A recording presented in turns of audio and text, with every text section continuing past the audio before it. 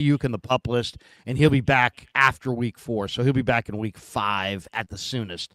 But like today, the guys that were put on the pup list today all around the league, those guys are on the pup list, but they can come off at any time between now and the final cut down. And there is no parameters on that.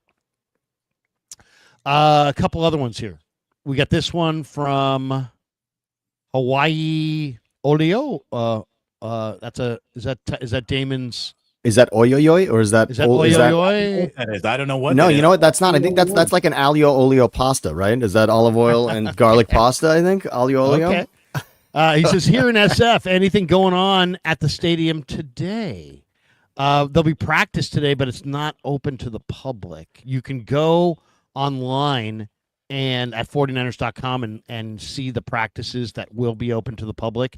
And I had to get some tickets for a sponsor of ours, that the great Anthony Catania wanted tickets, and he's done so much for the channel. And it's been so hard to get these tickets. I got to be honest. I got them. I got a pair for Friday for Anthony, but it is very, very, I would say it's easier to get. It's way easier to get into a preseason game.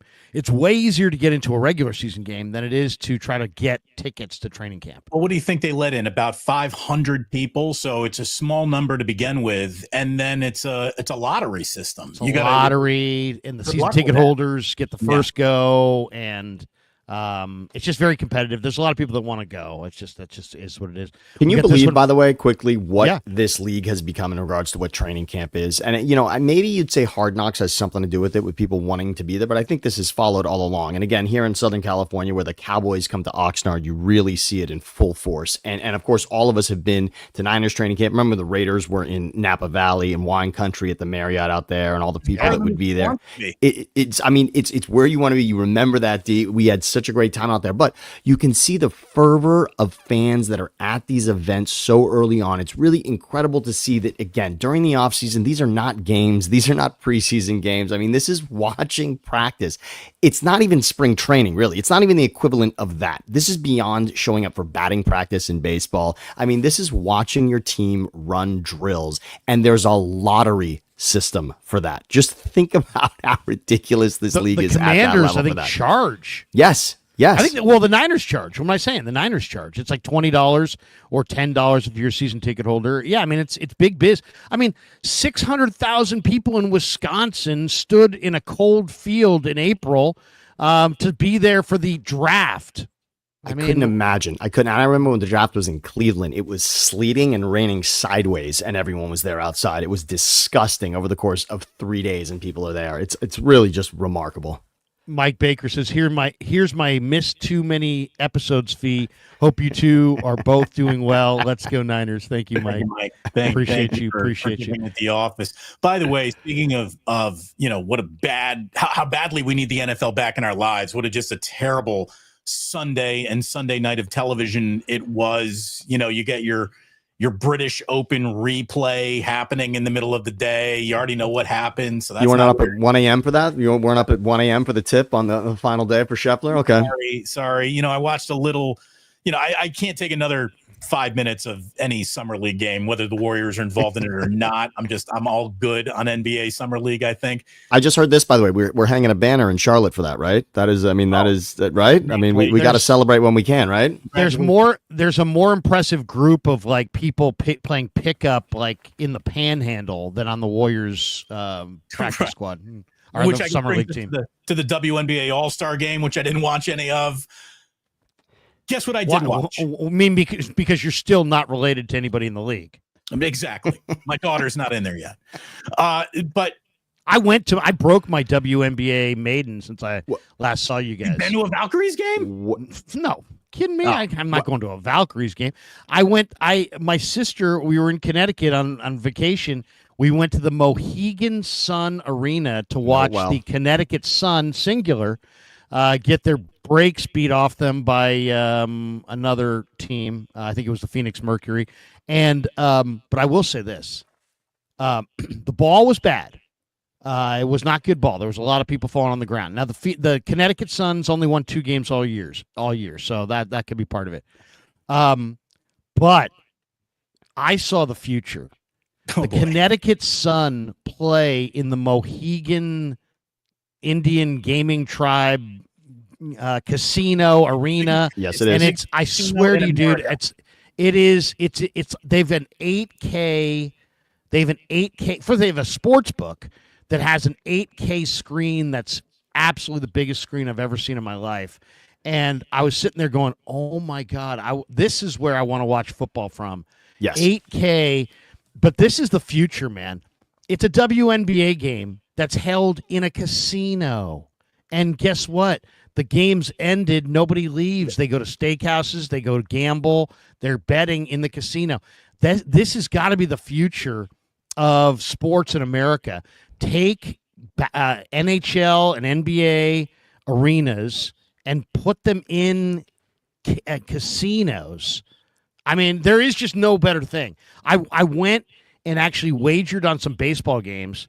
Went to this WNBA game, then went to a fancy 5-star steakhouse and had an amazing dinner and got a chance to watch my money come in. So I mean, There you go. And you did it all under one roof. all under one roof. And from your seat eventually, right? I mean, from your seat, Damon, you and I spoke about being at the Intuit Dome where they scan your face on the way in. And for the rest of the time, my nose was essentially the bar on the back of my credit card. That was it. Everywhere I went, they could charge me for anything. I mean, they could charge me to take a leak. Frankly, I wouldn't even know it. That's the way it works. But that will eventually be what happens. You sit in the seat and your menu, you'll have a menu for food and drinks, but you'll have a menu of the props that you want in the second quarter. I mean, that's where it comes down to. Anyway, Larry, congratulations on losing your WNBA virginity Yes. earlier this year, and your I've been. virginity. I'm guessing. I'm still a virgin. I probably will be for a while. I'm going to hold out for that right marriage. But the thing that I did watch, that under any circumstances, there's no way I'm watching it, but there was nothing on TV, and I got curious, and they just attached an NFL team name and colors to it, so I watched it. Guess what? I fucking watched this weekend. I'm excited for this answer. Girls flag football on NFL Network. And by the way, these girls could play. They were fast. They had ball skills. These girls had catch radiuses. These quarterbacks had arms on them. These girls could play. I'll give them that. But what made it interesting, and Larry, you and I have talked about a spring league that if the NFL opened it up, it would outrate the World Series, right? It was the Houston Texans girls high school flag football team taking on the Los Angeles Chargers girls flag football team. And because they were affiliated kind of like with an NFL team, it added something to it. There's no denying it. It really did. It really did. And That is awesome. I'm telling you, you and I have talked about this. It's got to happen. The NFL has to start its own minor league off-season Euro league that is contested right in the stadiums that the teams play in, or something adjacent that's easy to get to, and then just like reverse the color schemes on the uniforms. So instead of the Raiders being silver and black, they're black and silver. Instead of the Niners being red and gold, they're gold and red. Do something, just tweak it a little, but have a callback to the team that they're affiliated with.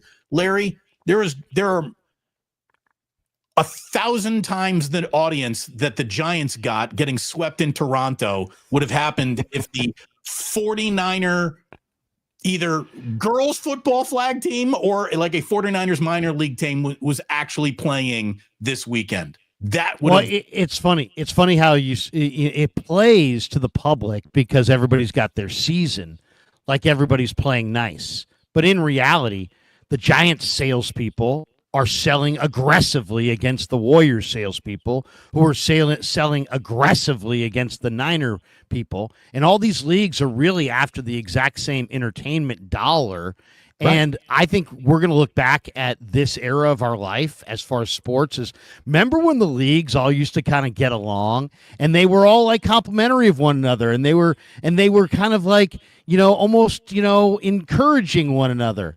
Well, because you know what's going to happen? The NBA said, hey, we found something. It's Christmas Day. And the NFL said, Stolen. We'll take Christmas Day. Get the hell out of here. Kind of like a big kid who takes your basketball and Debo, that's my bike. That's my bike. That's mine. And then what's going to happen is the NFL is eventually going to take over the world. The NFL eventually, and the NFL and international soccer, Premiership, La Liga, the Bundesliga, the greatest soccer leagues and the NFL is the sports that have the greatest audiences and the greatest passion, and they will eventually snuff out these other sports. They won't end them, but baseball will be confined to a little thing, and basketball will be confined to a little thing. They'll have their niche audiences, but there'll be more people 10 years from now watching the Niners minor league team in April than there will be people watching Giants baseball on television. I believe it. Now, Damon, what about NFL Europe? NFL Europe was is a little bit of what you're talking about, right? At least there was at least an affiliation. Now it's not the stadiums you're talking about, which I think that would help, of course, that you would have truly the fan base available to then watch in a way that they don't necessarily have that connection for NFL Europe. But that could have been it. There could have been more to that. It was also great. It was also a farm system for broadcasters as well, which was nice. Right. I think the problem coaches, the time differences. The time differences that's kind of there, and also it's just for reasons that I can't quite explain, we are attached to our geography, and you are stretching that geographical attachment as far as possible by putting teams over in Europe. But in a day and age where everyone is just watching here, right? I mean, in a day and age where everyone is just getting the content to their phone, whatnot. I mean, if you felt that there was enough, it's much like an international match happening somewhere, and all of a sudden you're saying, "Oh, USA's playing, and now I care." You could do that. I mean, if you told me the Niners were playing in London and I'm a Niners fan, I mean that's interesting. If that became sort of their home alt stadium. No, different. Different, a little different. Yes. By the way, very good point here from Monty. At least none of you guys were at a Coldplay concert. Who wants to join me on Kiss Cam? Let's go 3-way Kiss Cam. Can we make that happen? Right. My sister was at that show. It's funny too because she showed me. She put it on Facebook like the night of the show. She's like, "Oh yeah, we went to Coldplay." Did her husband know that she was there? Okay, all right. I don't know, but that made me laugh because I'm like, it became the biggest thing, and now it's like everybody's joke, and and then it's like, oh, and now here the people are getting all serious about it. There are real families affected here. Of course, you dumb shits. Of course, there's real families affected. Like we didn't know that. We need some IG reel to tell us 5 days later that there's real families affected when people cheat. So anyway, we get it, but yes, I did a stream Friday night with John Lund during the Giants game, and the Giants were so freaking boring that easily the liveliest part of the live stream is when I took the picture off Twitter of that idiot couple, and then all of a sudden, all these people talking about it, and it's like, by the way, no one would have even noticed if they had not panicked. Yes, you're right about that. Two of them didn't go full on fire escape to get out of the camera shot. No one would have even noticed. By the way, that will be added now to the back of your game ticket, right? That there will be sort of a liability off the fact that you could end up on Kiss Cam. That will now have to be something added to the legal jargon. Of course. Yeah. Have you guys? Have you got a Coldplay concert? Have you guys seen the Bud Light? I think it's a Bud Light commercial. And the dad and the kid are barbecuing, and the mom's at the game sitting next to some other random stranger. Yeah. Yes. And then the Kiss Cam, and they lights up the house. And I mean, Mom, you hear this, Mom? I mean, it's just epic. Barry Ford says, "Larry, can you be my bookie?" I don't know if I can, but maybe Kev can. We got this one, Fuji Simeon. Will there be a bottom of the pint on Friday? Yes, there will be a bottom of the pint. I'm actually going to the game on Friday. I'm going to be there Friday night. It's Giants Mets or Giants Mets. Yeah. Chris Passmore, enjoy having Sammy on.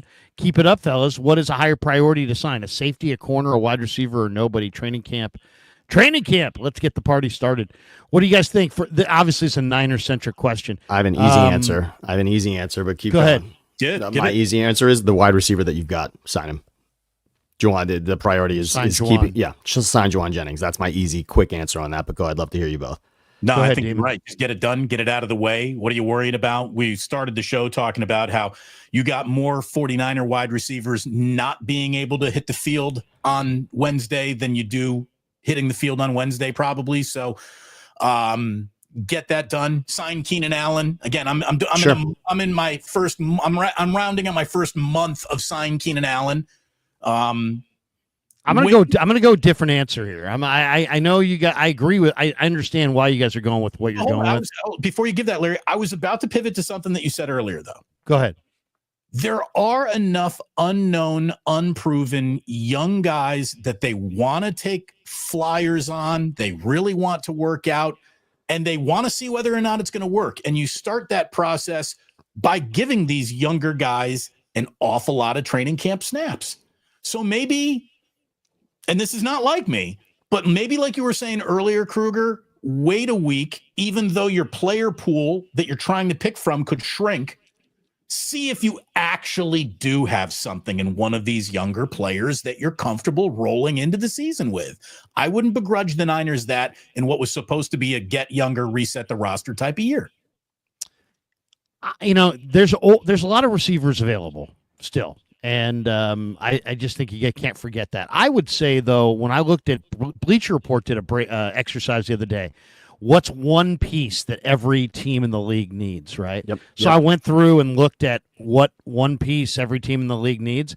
And what was clear after looking at that article was that about almost 10 teams in the league are looking to add a veteran corner. So I would say if I could sign Asante Samuel, who played at Florida State, Renardo Green played at Florida State.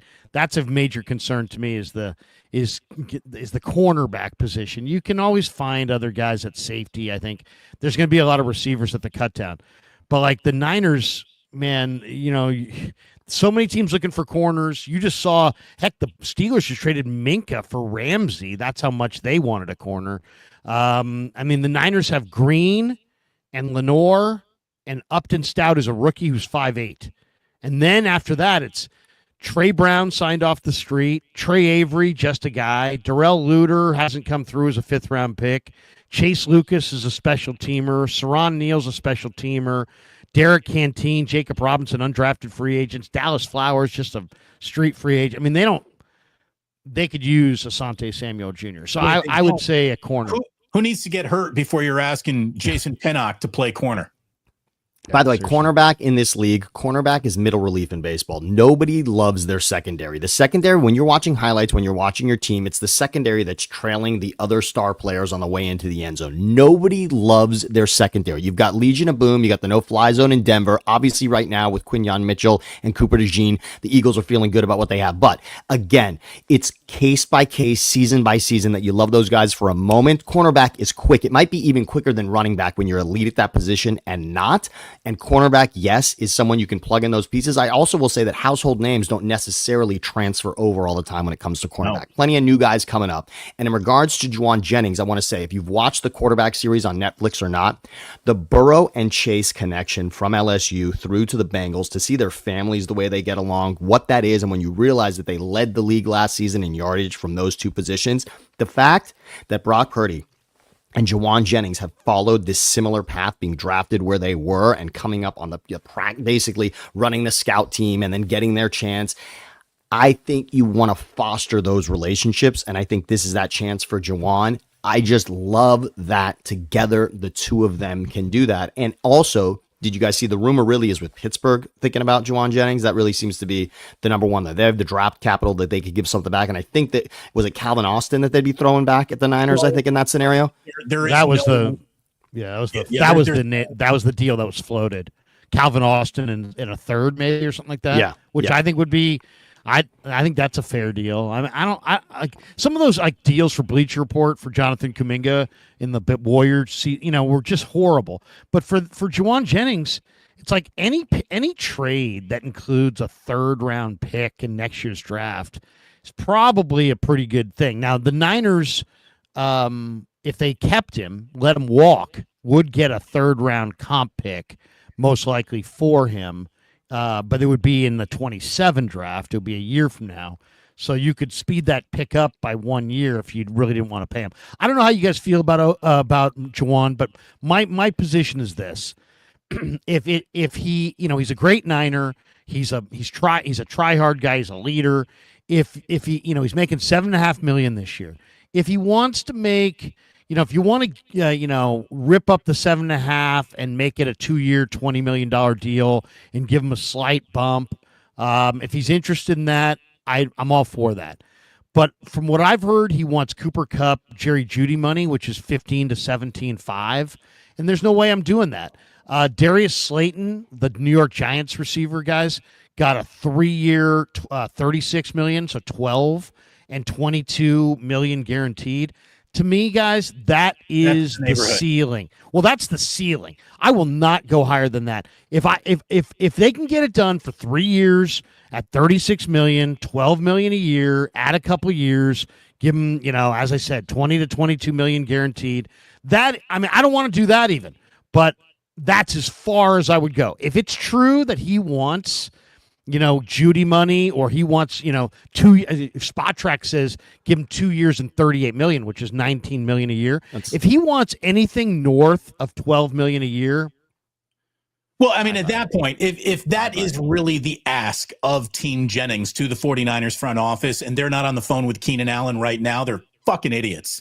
But here's the difference. If you're his agent, but Damon, if you are the agent for Jauan Jennings, the number that sticks out and the player that sticks out because Deebo Samuel left and the depth chart now shifts, T. Higgins, that deal reset, because that you're talking about, that is a number 2 who's being paid as a number 1, right? T. Higgins is making number 1 wide receiver money for a franchise that doesn't normally give out money. And now that Jauan shifts, the wide receiver depth chart moves up and you've got injured Aiyuk. Yes, Kittle was paid, but I'm talking WR wide receiver.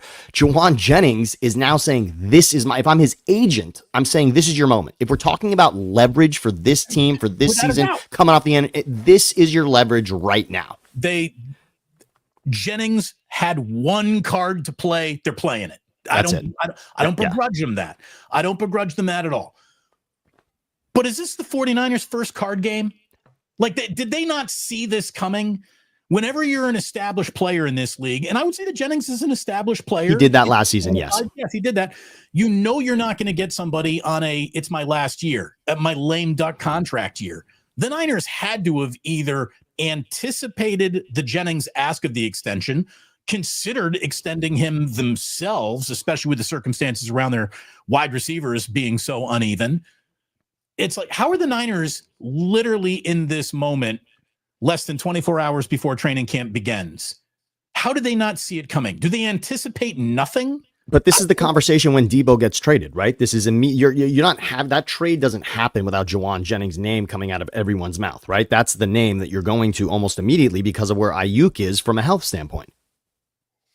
Mm-hmm. You got to play, and also you got this is the NFL in 2025, man. You got to play hardball if you want, if you want your money, you got to play hardball. You got to make things uncomfortable. I don't begrudge Jauan for doing this. Some people would say, "Hey, man, it's good biz for him," but it's not necessarily team friendly to say, "Hey, trade me or extend me by the 22nd," which, by the way, is freaking tomorrow. That's aggressive. The other move that got hidden in that whole thing was that Ben Bartch was put on the NFI list, which is the non-football injury list. And he could be on the shelf for an extended period of time. He is supposed to step in at left guard for Aaron Banks and be the starter next to Trent Williams and Jake Brendel on the Niners offensive line. And there's a lot of speculation that with him out, that may create an opportunity for either Drew Moss, who is dating Brock Lesnar's daughter, or you saw that, or for Connor Colby. And I actually think it's going to be Connor Colby. Connor Colby allowed only 7 sacks in 4 seasons for Iowa. He's really, really well coached. He had 50 career starts. He's very, very polished. He's not an ideal pass protector, but he's really a strong run blocker.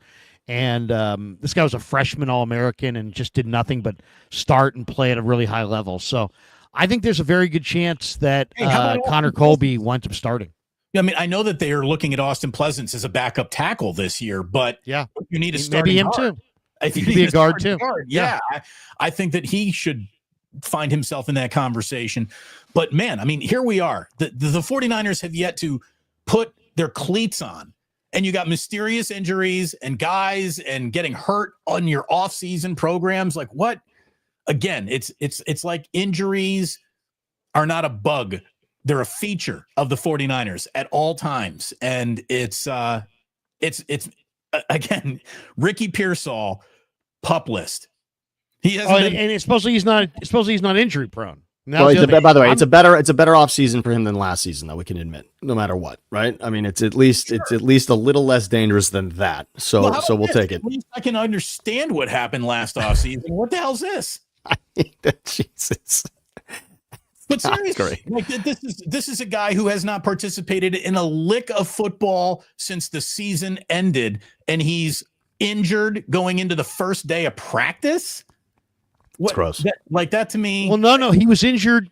He was injured in the mini camp, and they said it was nothing. They said, we said, why is he not playing? Oh, it's just precautionary.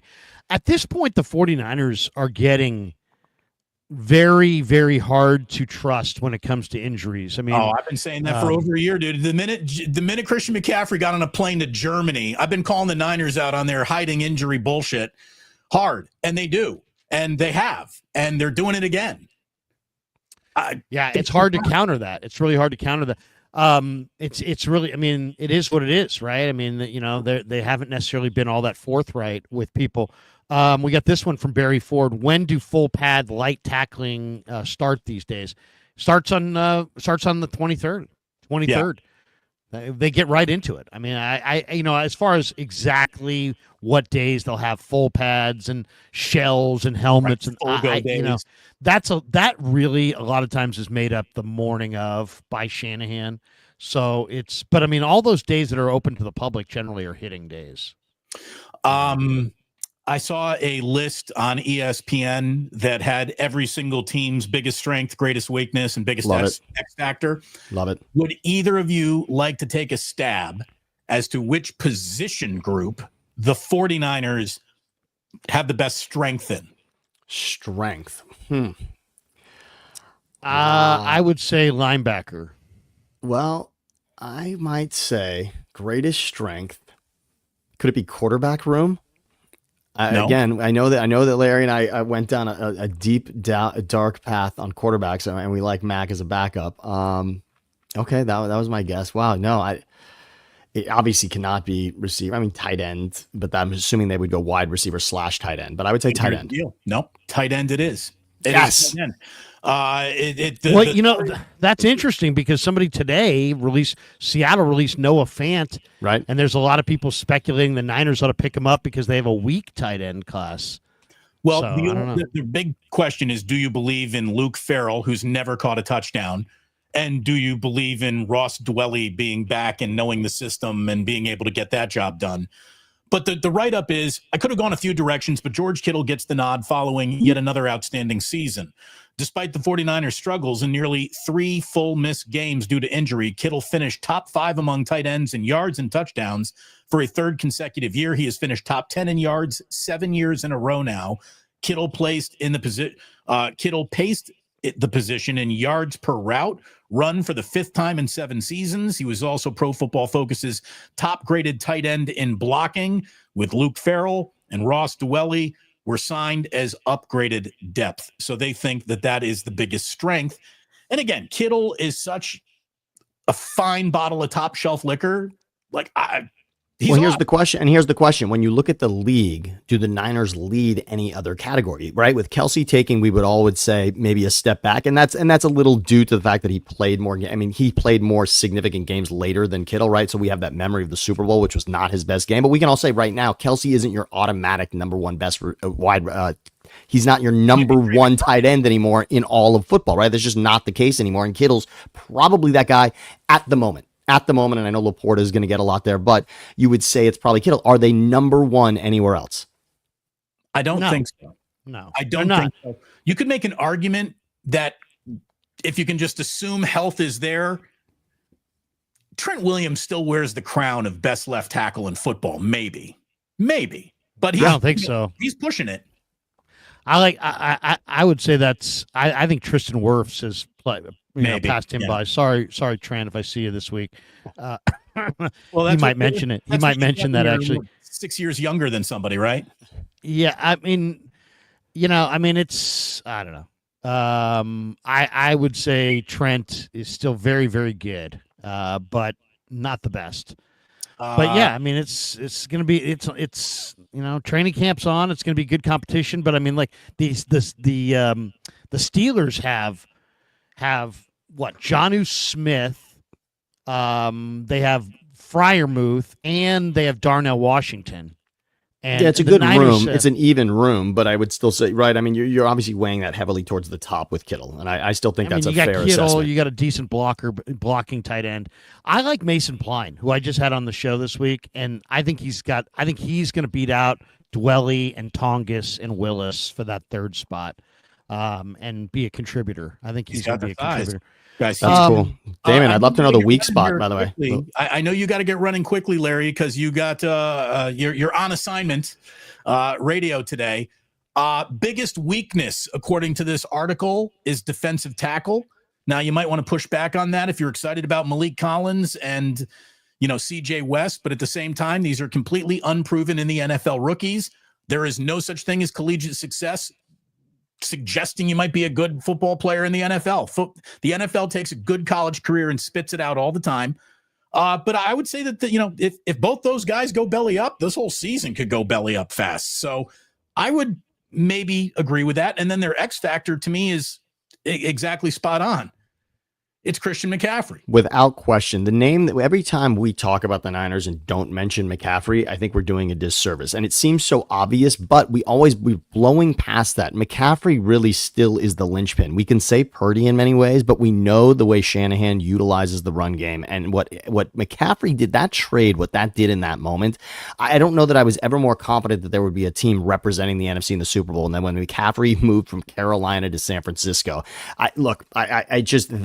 to me, that was, wow, this is going to be, and he was that difference maker. What he did for that offense, what he did, I mean, again, he was even throwing touchdown passes. What he can do, again, you're talking ceiling versus floor, yes, but I'm all with you on an X factor being McCaffrey. And funny, and frankly, funny that he would even land on a list of X factor considering who he is. There's never been a healthy Christian McCaffrey in the NFL who hasn't kicked an awful lot of NFL ass. Yes. All of his down years are directly related to an injury suffered previous or during that season. And hopefully he's ready to go because, boy, the 49ers are going to need him. And I got to jump for the radio today, guys, but you guys want to keep this rolling? We can roll. A few more minutes, or you want to call it right here? No, I tell you what, we're going to call it. Sammy, what are you doing at 11? I'm here for you. Me? Yeah, let's do it. Let's do it. I'm here. All right. I love it. I love it. In an hour from now, Sammy and I will continue. Krueger is going to keep it going over on KNBR. And all I can tell everyone, including Sam, including Larry, is thanks so much. And thank God we are here, baby. It's the middle of the month. And that means we're about to get into training camp. Thank you, everybody. Yes. Hit like and subscribe on your way out. Larry's like 100 subscribers away from 60,000. Get it done today. Let's get there. Good to see everybody. Have a great day. Join me on the leader.